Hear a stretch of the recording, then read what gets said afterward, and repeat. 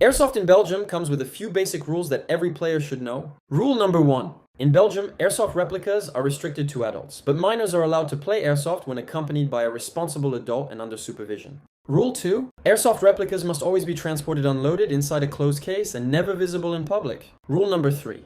You are only allowed to play airsoft on private property or licensed fields and never in public spaces. Rule number 4. Buying or selling airsoft replicas in Belgium is only allowed through recognized shops, and proof of age is always required. And lastly, rule number 5. Airsoft replicas should be stored safely at home, out of public view, and never handled in a way that could cause panic or confusion. This is a basic overview of common regulations, so always check local laws before playing.